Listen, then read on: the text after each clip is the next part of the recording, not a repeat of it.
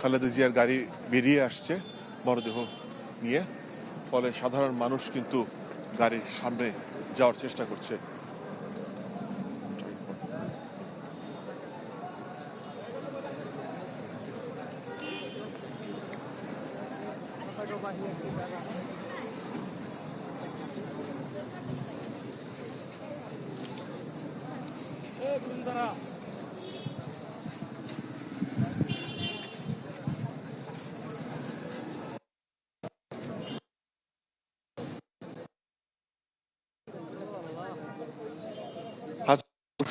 এই দৃশ্যটি ধারণ করেছে, বসে আছে উনি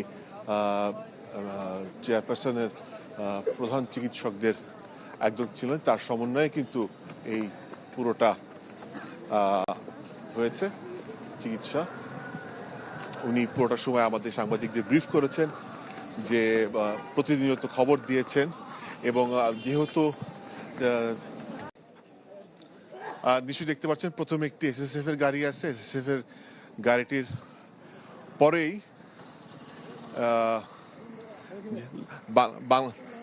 বাংলাদেশের পতাকা দিয়ে মোড়ানো লাশবাহী গাড়িটি একেবারে বেরিয়ে আসছে। আপনারা দেখেন, আমার সহকর্মী মুক্তার আপনাদেরকে একটু জুম করে দেখাতে চেষ্টা করছে, যদি এখানে তার কাটা আছে, তার কাটাটি ভেদ করে আসলে দেখানো বেশ কঠিন। তারপর আশা করি আপনারা দেখতে পাচ্ছেন।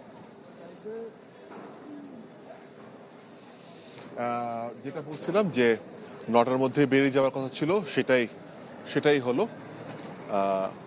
বেরিয়ে আসছে।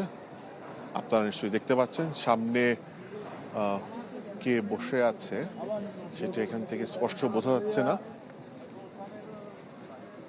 Doctor M